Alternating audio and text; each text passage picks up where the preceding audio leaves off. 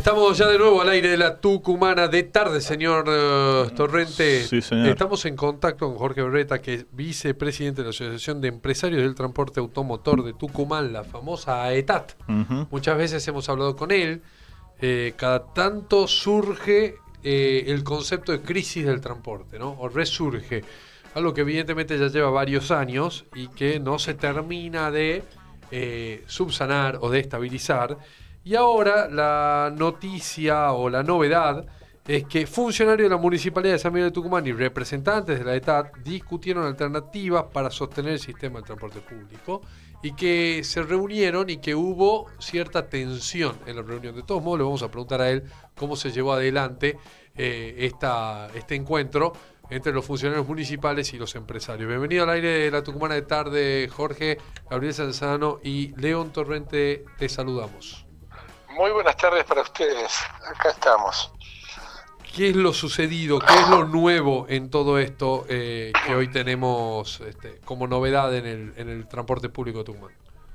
A ver, por sobre todo en el de la capital, en el de la capital tenemos un déficit constante que se viene acumulando, que lo hemos tratado en distintas oportunidades, producto de un montón de factores. Desde la depreciación o la pérdida de poder adquisitivo de los salarios de los usuarios o de los ciudadanos,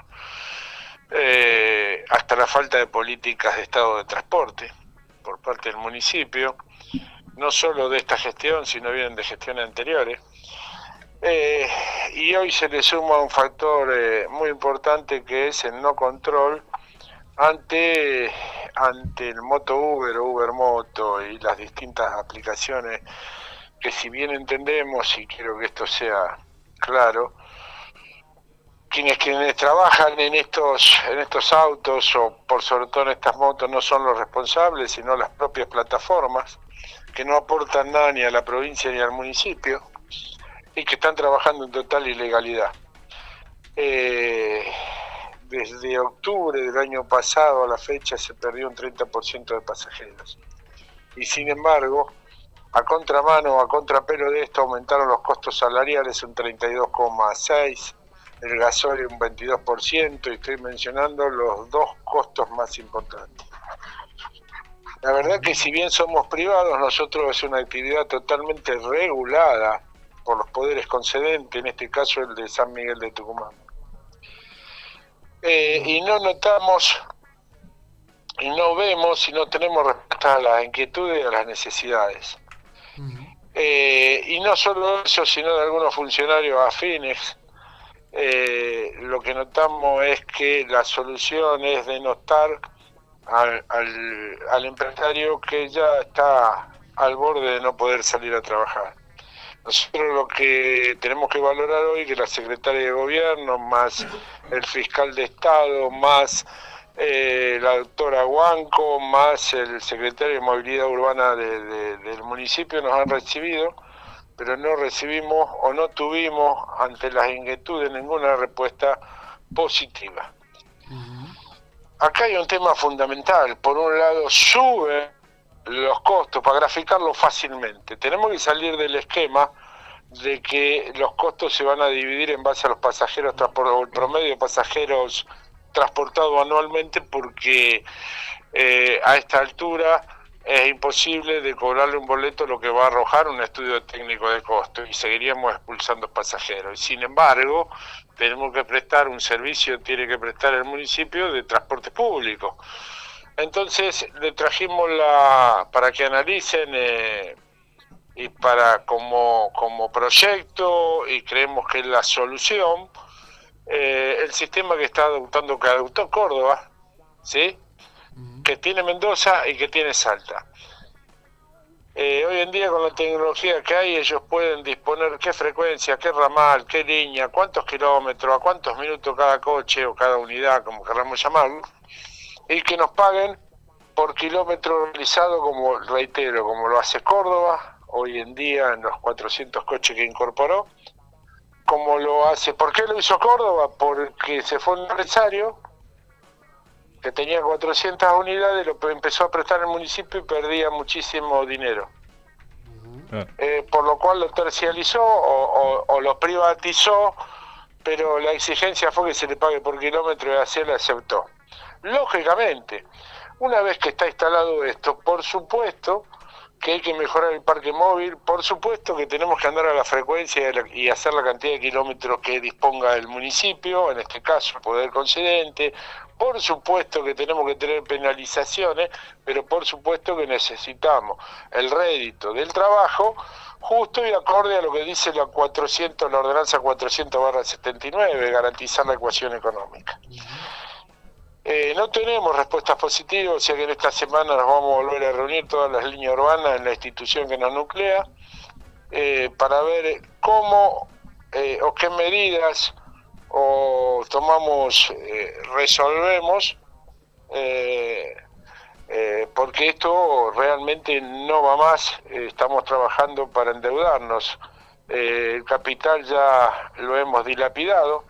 Las deudas impositivas, fiscales, son impresionantes, por lo cual no tiene sentido fallarle al usuario, que no lo venimos haciendo, y no tiene sentido seguir trabajando después de tanto tiempo de endeudamiento. Entonces tenemos que tomar una medida, y la verdad que no encontramos soluciones o intentos de soluciones reales por parte del poder concedente. Quiero decir que se versiona o hay versiones, que lo he escuchado hoy, y esto lo voy a decir con mucho respeto, de lo que aporta el municipio para el transporte público. El municipio no aporta un solo centavo para el transporte público, lo que paga es lo que aportamos somos las empresas, porque aceptamos el BEC, el boleto BEM, en este caso, boleto estudiantil municipal, y nos abonan un 53% de la tarifa real, el otro 47% lo asumimos nosotros. Aparte de eso, con la SUBE tenemos un diferimiento en los pagos, en más del 50% de los pagos, lo que se llaman atributos sociales, y de más de 30 a 40, y llegó a estar en 60 y 90 días, por lo cual un costo financiero. Pero la verdad es que hay que salir del viejo esquema, que los costos se dividen en el promedio de cantidad de pasajeros, porque el pasajero no lo va a poder pagar, y nosotros estamos endeudados. Por lo cual la propuesta fue la que le acabo de decir: kilómetros que nos paguen por kilómetro realizado, que ya está instalado en distintas ciudades importantes del país, que se recauden la recaudación por pasaje transportado, el aporte que le hace la provincia al municipio, todo eso que se lo quede el municipio y que nosotros lo liquide por kilómetro realizado. Creemos que es la solución, y que dentro de esta crisis va a ser virtuosa, que vamos a obtener créditos, que nos devuelvan las concesiones, porque estamos caducados, no tenemos herramienta legal para pedir un crédito, y si la tuviéramos tampoco lo podemos afrontar. Entonces estamos en una situación compleja para ellos, pero aún más compleja para nosotros, que perdimos todo el capital. Jorge, le hago una pregunta con respecto... Tengo varias preguntas para hacerle, pero... La que quiera. Arranco por lo último que dijo con respecto a el boleto estudiantil municipal. Usted dijo que le pagan el 53% y el otro 47% lo aporta la empresa. ¿Quién paga ese 53%? El municipio. Paga bueno. El municipio el 53% de la tarifa real. Por eso digo que no es un aporte, es un servicio que le vendemos porque los chicos viajan gratis. Pero entonces si pone ese dinero el municipio. No es que no pone pero no es que lo aporta por una compensación tarifaria o para achicar las diferencias del costo del transporte. Lo aporta porque le vendimos los boletos y viajan gratis a los estudiantes, con un descuento del 47% sobre la tarifa real depreciada, que lo absorbemos las empresas. Desde ahí quiero decir que es un aporte que nosotros le hacemos para colaborar, un descuento del 47% sobre la tarifa. No es una compensación tarifaria, como sí lo hace el gobierno de la provincia, que también lo hace para el transporte municipal. No es la primera vez que lo escucho hablar sobre los servicios de transporte de pasajeros individuales tipo Uber Moto. ¿Qué posición o qué propuesta hace usted respecto a eso? Porque entiendo que usted plantea que perjudica al servicio de colectivos. ¿Usted plantea prohibirlo, ponerle algún impuesto a ese servicio? A ver, ¿O alguna tasa municipal? El transporte en moto de pasajeros está prohibido por la ordenanza 3260 del año 2002 del Honorable Consejo Deliberante, que no está regulado, que es un riesgo y que hay más de 8.000 accidentes mensuales donde participan motos, por lo cual la verdad que no es un gris, como dicen, no pueden funcionar, y esto lo digo con mucho respeto a los muchachos que trabajan con este sistema. Las plataformas, las empresas, llámese Didi, Uber, como se llamen, no aportan un solo sistema, no aportan un solo peso al sistema tributario, ni a la provincia, ni al municipio, ni a nadie.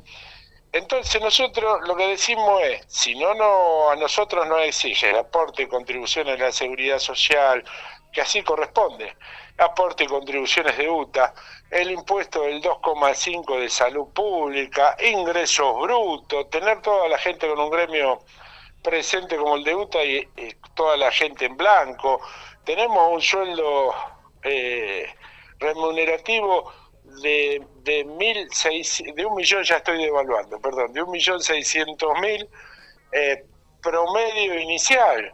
A ver, lamentablemente tengo que decir que no está prohibido y sin embargo nadie los controla. O sea, ¿y sabes qué sentimos el sector? Déjeme expresar un poquito más, que tenemos obligaciones pero no tenemos derechos. Todo lo que está en la ordenanza con respecto hacia nosotros no se cumple. No se cumple el artículo 23, no se cumple el control del transporte ilegal, no se cumplen un montón de situaciones, pero por el otro lado nos monitorean, que es lógico y que está bien, y nos exigen como si tuviéramos rentabilidad, cuando en realidad lo que estamos es endeudándonos todos los días. Yo creo que esto se termina si no hay una resolución favorable, donde nos pongamos todos de acuerdo y hagamos un esfuerzo necesario para el sistema. Y yo me pregunto, si no hay transporte en la capital, ¿quién va a llevar a los pibes gratis? Jorge... ¿Quién va a llevar a los jubilados gratis? ¿Quién va a llevar a los discapacitados gratis? Pero gratis sin retribución alguna. Le pregunto, desde la municipalidad dijeron que los empresarios pidieron una compensación, digamos, de fondos de 2.000 millones de pesos. ¿Es así? ¿Es correcto esa información? Es correcto. Nosotros propusimos que el municipio y el Consejo Deliberante, vía, por ejemplo, la Cátedra de Costo de la ONT, elaboren un estudio técnico de costo. ¿A usted le parece lógico, o a la sociedad le parece lógico, que no haya una estructura de costos técnica para que el propio municipio o Consejo Deliberante puede evaluar lo que estamos pidiendo? No, sin duda que debería haber auditorías, ¿no?, de los distintos niveles sobre el transporte público, de algo que es de uso esencial. Claro, que se suma a varias cosas ilógicas, ¿no? Como por ejemplo que de Nación se hayan eliminado los subsidios. Le propusimos, hagan un estudio de costos, si quiere le colaboramos, imparcial, hecho por la Cátedra de Costos, para que evalúen la realidad del transporte y no le evaluemos a ciega y con dichos. ¿Es ilógico esto? Yo les pregunto, ¿es lógico o le estamos abriendo la puerta para que blanqueemos la realidad y no sea la palabra del empresario la única que se exprese? ¿Sabe por qué no lo hacen? No desde este gobierno, desde el gobierno, desde Amaya para adelante. ¿Por qué? No lo hacen porque, y el resultado que le va a dar, saben que es lo que le decimos nosotros. Jorge, yo le hago una consulta que también a mí me llama la atención y se lo consulto. ¿En qué se diferencian hoy la realidad del transporte en la ciudad con el resto de la provincia o con los interurbanos? Porque generalmente se apunta mucho a la relación con la municipalidad. ¿Qué diferencia hay con los otros tipos de transporte y por qué la crisis es más intracapitalina que interurbana? La crisis está en general en el país y está la situación del transporte metropolitano e interurbano no es difícil, pero no está en estas condiciones.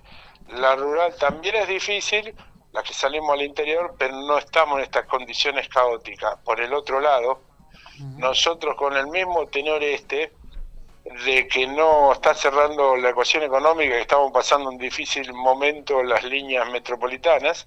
Estuvimos en una reunión con el ministro de Economía y gente de transporte, funcionarios en realidad, donde le dejamos un cuestionario de puntos y se han interesado desde hablar desde renta, desde que se hace muy difícil y que lo venimos haciendo pagar las cuotas de las unidades, no por el capital, sino por el interés de la tasa nominal anual del Banco Nación, que llegamos a pagar hasta el 68% de interés mensual, la necesidad de control de motos, de mayores ingresos y todo lo demás, sabiendo que no es caótico como el de capital. Tenemos un 25% más de ingresos en las líneas metropolitanas y sin embargo ya lo hemos planteado y quedamos que primeros días de este mes que se inicia, sí, se va a iniciar hoy el 28, nos van a recibir ya evaluado todos esos puntos, pero tengo que marcar que es distinta en los ingresos,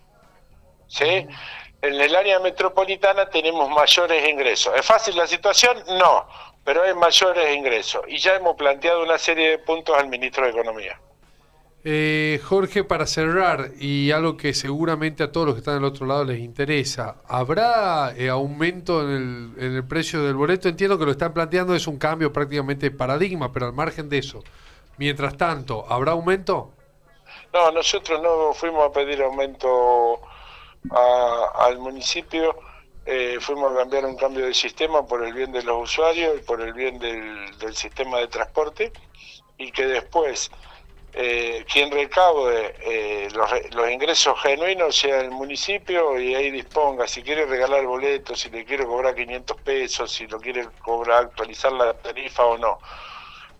Nosotros creemos que aumentar el boleto, aunque es uno de los más baratos de todo el interior del país, va a seguir expulsando gente del sistema, y el sistema tiene que seguir funcionando, por eso hay que encontrar una solución. Y si no, haremos como les dije en este fin de semana, el viernes o el sábado, haremos una reunión ampliada de las líneas urbanas y tomaremos una determinación.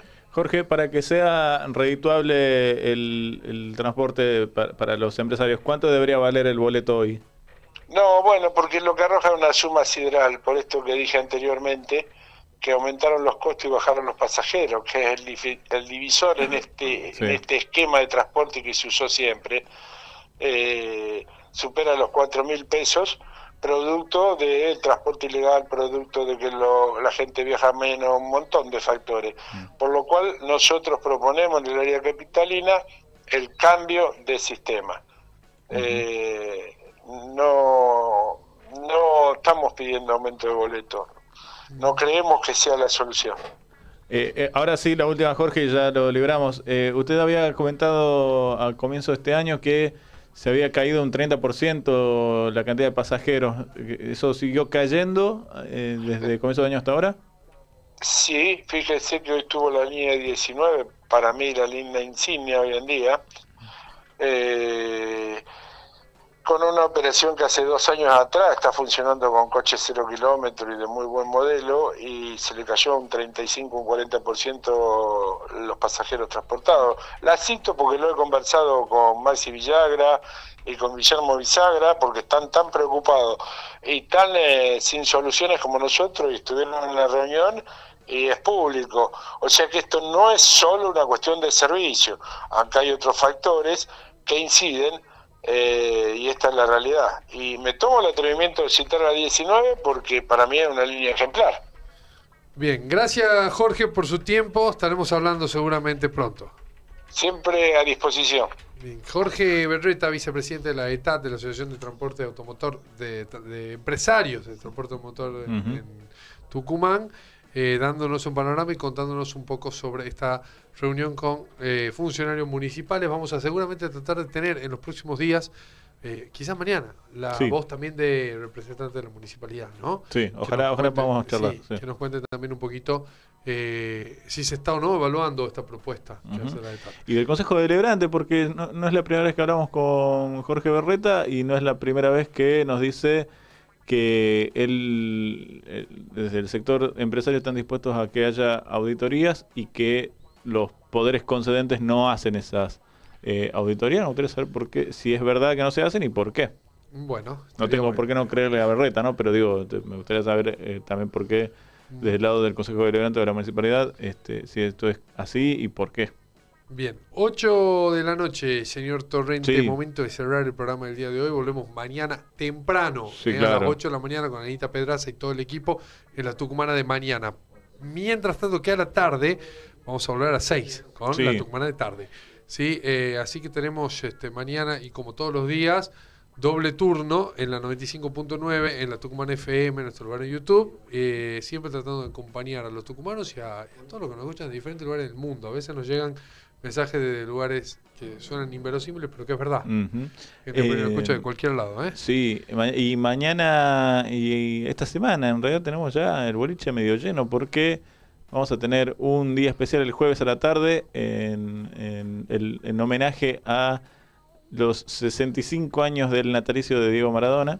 El jueves es el día especial de Maradona, el Maradona Day, hemos dicho. Así es. Un poco en broma, un poco en serio, pero va a ser un día dedicado a Maradona. Y mañana vamos a tener una nota que le va a interesar mucho al mundo San Martín a la tarde. Sí, a la tarde está confirmado. No hablábamos hace un rato de San Martín, tenemos confirmado la presencia acá de un hombre del pueblo ciruja, del mundo ciruja y de la vida con historia en el club, que va a venir a contarnos un poquito su mirada sobre este momento raro, extraño en San Martín. Bien, perfecto. Y a la mañana vamos a estar hablando de algunos temas de actualidad. Vamos a seguir balanceando un poco las elecciones. El lunes se hizo complicado porque todo el mundo estaba detonado y nadie nos atendía el teléfono. Pero ya hoy estuvimos hablando con Raúl Ferrazano, con Federico Peri. Vamos a ver si podemos seguir recogiendo algunos testimonios y por supuesto hablando de algunas cosas de candente actualidad como la reforma laboral que ya se está previendo la discusión ahí en el nuevo Congreso. Bueno, nos vemos mañana. Meta. Dale, chau.